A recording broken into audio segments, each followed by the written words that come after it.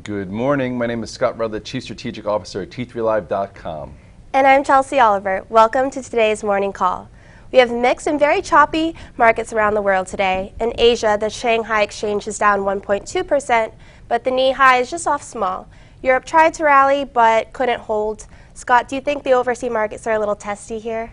I think testy is a great word because, we've had a big move off the lows to lower highs, and now things are either stalling or digesting. So, at this point, people are trying to figure out what's next. If you look here at the FXI, you'll see, look how high we were, last summer, came in, rallied to a lower high, came in, rallied to another lower high. So they want to see if that continues. So if you want to measure this trend off the lows, here you have this ascending channel, and unfortunately, ascending channels can break to the downside at any time. So if you look a little closer here so you can see the levels, you will see that still holding in there, so no need to be alarmed yet, but I would say if the FXI, which is pretty much a proxy for Asia, starts to break below this spot here, which is 32.35, you could see a bit more of a retracement. And then if you go to the EWG, which is a proxy for Germany, like you said, Germany was up like almost a percent when I woke up in the morning, or when I was looking at Twitter at 5 o'clock.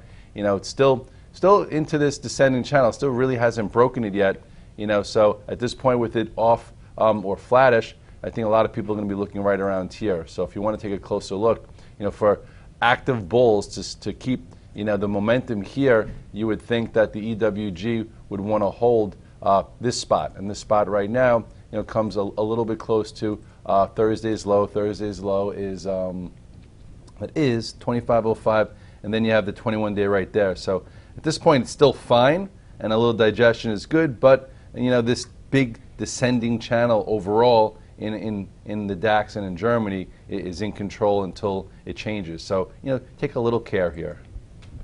S&P futures at 5 this morning were up 4 handles, and now they're down 5 to 6. Should we be treading lightly in this range, Red Dog? Treading lightly is good, yep. Considering you've had about a 240 handle move off the lows, and now this upper range is getting a little faulty. Or I don't even know if faulty is the right word, but you're seeing a little bit of back and forth action, which is something we haven't really seen in the past few weeks. So you don't want to get caught if all of a sudden this little range turns into a bit more of a pullback. So if you look here at the at the chart of the SPX, you will see it's had a big run. Okay, and if you look here, we had our double bottom that we talked about, and then you had your quick move off the lows, and then here's when lots of traders started to see commitment to the rally off the lows, and then we've basically been above the 8-day since, and now it's getting, like you said, like almost the overseas markets, a little testy. Here is micro support, and this is the recent highs. So at this point, in order for the bears to really start to growl for a bigger retracement, you'd have to see a move below this spot. So you have two things to look at today as a micro trader. You have yesterday's low, which is 2031, which we're a little bit below. If we can't get back above 2031, your next level is Thursday's low, which is 2022. So this will be a key spot. And then if this starts to give way, there still is a lot more support right here. So we'll see what happens. This is like your micro level here. We do have from this spot an ascending channel here, and if this were to break, you could see more downside. I'm not saying it's a horrible thing considering how far we came, but as an active trader who looks for alpha, you don't want to get caught in this thing if you can't handle it. So this is support 1, support 2. If we go green, there is a chance that in order to get back to highs, you got to take out 2042. So that's your micro range to watch for today. Oil is off about 2% as it's pulled back from 42 and now testing at 38. Do you think oil might become a headwind again like it was at the beginning of the year? I think there's so many footsteps in oil because everyone's saying it's a bear market rally. So to hit 42 is impressive, and now 38 is something that was resistance, now it turns into support. So if that upper level doesn't hold, you're going to hear more and more chatter about it. So you look at the USO, which is something that some guys trade. Look at the trend off the lows here. This trend over here still hasn't been tested. This more upper trend, is coming in right there. So you do have what's it called, Thursday's low. Sorry, I just drew that and it went away. But I'll look at it this way. You have Thursday's low, which is I think 974. So I want to magnify it here because I know my eyes are bad. So I know you're all a little younger than me, but here you go. This is what you want to take a snapshot of. This is 974. First things first is yesterday's low, which I think we're a little bit below. That's 987. So here's really your spot. If we break and close below this, you could see a bigger move lower to maybe the 950 area, which would then be another big spot. So they're all big spots, right? Every day we're at thresholds. But anyway, support 1, support 2, support 3. Even if we get down to here, I don't think it's the end of the world. But you'll start seeing a little bit more chatter about how oil is weaker. The Russell didn't have much of a bounce yesterday. Scott, will you be looking for some clues in the small caps for some action today? Because small caps didn't really bounce back or lead, but they had a feisty move. So whenever the small caps start to falter, then people think that it could be a sign. And as traders, you look for signs because we don't like to listen to the noise. We like to look for signs in different sectors. So you look here at the Russell, which I still wouldn't say is game over yet, but again, whenever you have a move in a sector that's still below the 200-day, you want to make sure it's just not a bear market bounce, which it could be. So at this point, here is support. I would think we're probably almost near yesterday's low, which is 106.55, and then you have this bigger support. I think I drew this yesterday, the potential of this head and shoulders type top level in this area, and if that's the case, then this 108.50 continues to be resistance, and then all of a sudden, if it starts to break below this support area, you could see a measured move down to this prior resistance, which should now be support, which would take the market down with it. So at this point, big move off the lows. We'll see how this works itself out, and we'll see if today, if there's no bounce at all and starts to head below this support area, you'll probably see the S&P getting a little bit closer to that 2022 spot. Usually on market weakness, you'll look to high beta tech for opportunity. Out of Google, Amazon, and Netflix, what will be your focus? Well, today it'll be Netflix just because it has the most tradable pattern that it looks like to me. It's been a laggard, but you did have what I call a day one yesterday, meaning that it showed relative strength. It engulfed 4 or 5 days, meaning maybe some power is coming back. But again, Netflix has been a little tricky. So here's your key support on Netflix. And if Netflix can go green today, I'm long it right now, actually. I think my first buy price would be if it can get above 101.44, which is yesterday's high. And then your next spot really is 102.40, so $1 higher. So if we can get a day 2 here today, this will be a good day for guys trading Netflix. If we open up below 101 and it trades through 99.5, and does something like this, it'll probably be frustrating, or does something like this. So watch the first 15, 30 minutes to see if relative strength comes in for it to go green and possibly get a push. That would be nice. As far as something like Amazon, it was the strongest and it probably still is. But again, I think it needs to digest. It just had a 4-day move. So first spot is right here. If it could hold 575 and flag again, that would be pretty impressive. For then higher prices, I would tell us that the market is still hanging in there. If a move below this, your next spot comes in a little bit closer to the 8-day moving average, which is right around 569. So if I make this a little bit bigger for you, that's how you could see this inside range. So I'll take a snapshot of it then. So we'll see what happens in here as far as Amazon's concerned. As far as Google, it's just hanging out. Nothing special. Looks as if actually looks a little vulnerable here. I have a problem with that word. So here it is, 750. It was a little weaker yesterday, below this, and then all of a sudden, your 21-day moving average comes in a little closer to 743. So I'm not seeing anything so tradable in Google and Amazon. Netflix, we'll see if any commitment comes back. In the mega caps, Apple seems a little vulnerable while the IBM remains strong. Will either of these be a focus for you today?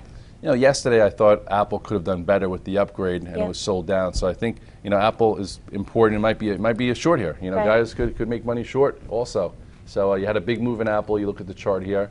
That here it is. This was your buyable pivot in Apple when it crossed this 98. I remember that well. I wish I did more with it then. Then it held this 101.50, and now it's holding on by a thread. So if Apple can't get back above this 105 area quickly, you then have this gap here, which is 103.85, that could get filled. And then the 21 days of 103.21. So I think Apple's going to be kind of important for tech today, just psychologically, and also I guess it's pretty heavily weighted in the Qs and the S&P. So yesterday it reversed. If it gets and stays below 104.90, your next spot really is 103.85, and then it could try and get into that gap, but that would probably mean a pretty weak day overall. As far as IBM is concerned, what a stealth rally. This thing has been in fuego, still strong, hitting golf this entire down day. You have this flag type pattern. I'm probably not going to trade it, but I just wanted to show it. Like if everyone's like, oh, why is the Dow strong? IBM has been a rock star. This is when it took out this key spot. Look at this gap up, went sideways. Now it's been above the 8 days since. So IBM is definitely something that's acting better. If you want to see how far it's come down, it's come down pretty far. So at this point, it's above the 200-day. It's above moving averages. You could put this back on your trading radar as it might continue to the upside. Tesla has been given a lot of two-way action. Are there levels that you'll watch here? Tesla's been a great two-way vehicle, electric. Yep. We all know Tesla's electric. So anyway, you have the short from last week that turned into a better long, and now it's trying to get tight again to give us some kind of action. If you look at the chart of Tesla, you'll see what a big move from the lows here. They caught so many people off guard, as they took it further than people would have thought also into bigger resistance. So if you look here at the macro, this is basically where it's stalled. You go a little bit closer, and you'll see that you did have some decent two-way action in here. I think this is when I got short. Other people added. Not me. I actually covered into this, and then you had that down day. Then here was your little red dog reversal, where it opened down 5, went up 4. Now, I would say for today, I don't know if there's a great setup, but it might be buyable versus this little spot, 225. If it could hold 225 and try and build, maybe there's a better pattern that happens in the next few sessions above yesterday's high. If it were to break below this, then it's getting a little, just a little choppy again. So holding this keeps some momentum for higher prices. A close below this, and you'll start getting a little bit more choppy and less continuity like you had during this entire move up. Metals that have lost momentum have a very tight 3-day range ahead of Janet Yellen's speech today. Do you think traders should have their eyes on a potential resolution here? Yeah, I think it's very tight, and typically when gold gets very tight, you look for some type of move, and with Yellen speaking at 12:20, it could be a catalyst. Gold's been a great spot to be for 2016. It's been trending, and then finally, in the last 2 weeks, it's getting erratic, a little volatile. So that usually means that it's ready for something. And you look here, this was the move that started off real strong when it got above this 106, then took back the 200-day 108, peaked out, came back to the 8-day, gave you a nice little wedge type pattern for an additional move, and then you had this red dog reversal here, which got me out of it, and I haven't really been in it since. But now you have this 3-day range that's real tight, ahead of Yellen. So I would say if she happens to be very dovish, chances are it might break below this, and you could see, the 50-day, which is right around there. If she's hawkish, what's it called? Actually, no, I'm sorry. If she's hawkish, meaning rates could increase, then you probably see. All right, I'm a little lost this early in the morning. Anyway, here are your levels. Your levels are support is 116.16 and resistance is 117.12 because a lot of people during this move, while the market was getting hit, said it made sense, and then as the market rallied up, it hung out here. So it really hasn't mattered much on whether she's dovish or hawkish. So let's worry about price. We'll see how it responds. Here's major support, and here's your open gap in front of it. And with 3 days left in the month, do you have any other closing thoughts for us? I think with 3 days left, you're going to have a push-pull where they might want to keep things intact for month end. Yep. So this way, when you get your statements again, you're not like, oh, well, I'm down 5% or 3%, and you're only down 1 or 2. Right. So you have that there in the market, which is also illegal. You can't window dress, but it happens anyway. And then you also have a new month, a new quarter. Some mutual funds just start putting it to work early. So yeah, you still have that kind of flows. But then on the other side, we're heading into earnings season, so the blackout's happening where less companies could buy back stock. So that's been a huge support system for the market and a huge push to the upside. So I think it's not as just say crucial right now, but in the next week or so, maybe some of the upside pressure relieves and we get some of that retracement. But until then, it could be a little bit of a push-pull. So that's why you want to make sure you have your pivots laid out. I think Thursday's low is that important spot. We're already below yesterday's low. We'll see if that gets reclaimed. And I think that volume's been real light, and you just don't want to do too much in overtrade, because yesterday I think was one of the lightest days, in months. So if we have that again today, you don't want to overdo it. There's not so many great patterns out there right now, because we've just had a big move, and now they're trying to figure out, can they hold in there for more gains, or do they try and retrace lower? And right now, the jury's out, so I think most guys are treading lightly. Right. Thank you. You're welcome. Everyone, have a great trading day.